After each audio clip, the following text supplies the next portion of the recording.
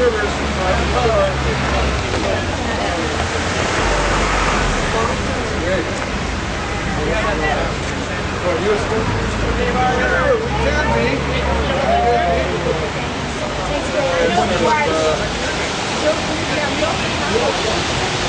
Let's do the check. So we brought with us today a blank check to represent the blank check that the Premier is giving to the private power producers of British Columbia. And people should try to guess how many $1 billion the Premier has already ordered BC Hydro to sign for from these private power guys. I won't leave you hanging. It's $31 billion so far they've forked over to the private companies. And so we're here today to say that this river privatization is killing off our rivers and it's looting the ratepayers of the province. If the Premier allows the Butte Inlet project to go through with a diversion of 17 more rivers, we will all be on the hook for over $50 billion. That's larger than the provincial debt. That's why we're here today. Last year we saw thousands of rural and city British Columbians contacting their MLAs, Liberal and NDP across this province. Over 10,000 contacted them on a single day, and still we do not see any change from the Premier.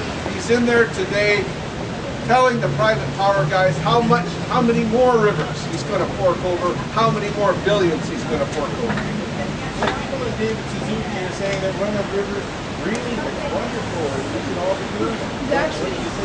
Well, I don't believe that that's what Mr. Suzuki is saying. I think what Mr. Suzuki is saying is that we need to be getting away from fossil fuels, and we're totally on the same side as that.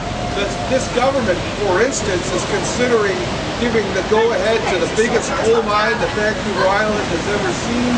And we say no, we shouldn't be doing that. This government has been expanding our freeways and while it's starving our transit system, and we say no to that. We should be putting our money into transit. So in general, I think we're on the same side as Mr. Suzuki.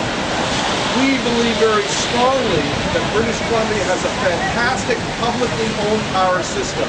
We should be protecting it, not making it go broke like the Premier's doing. So what can you run a river project? It's very simple.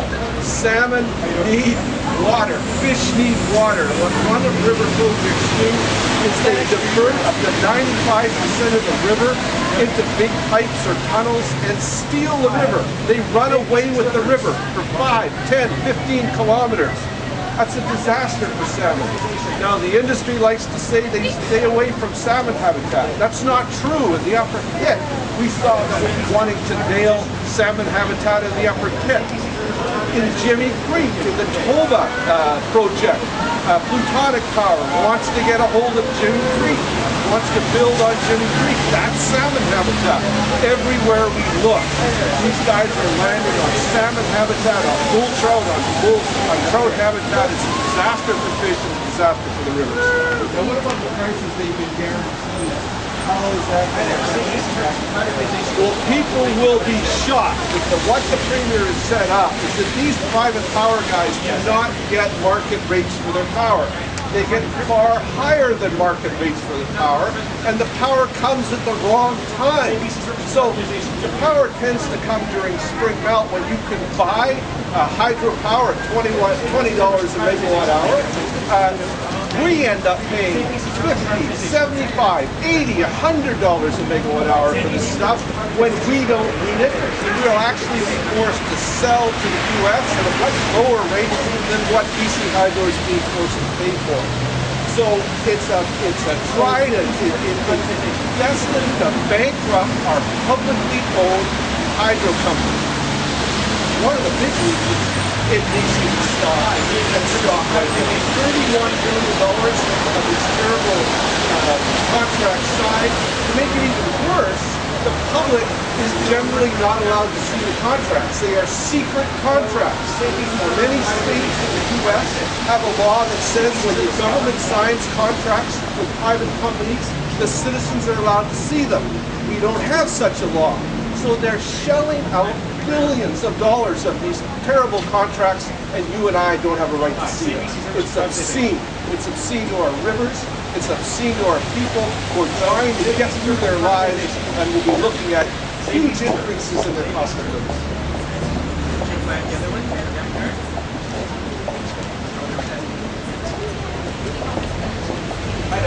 There's a right way and a wrong way to do green energy. In this province, green energy should be publicly owned so that you have oversight. It should be looked comprehensively so every region has the right to say what power projects go forward and what power projects don't. This government passed a law, Bill 30, that took away the right of regional governments to say yes or no to these things. So green energy should be democratic.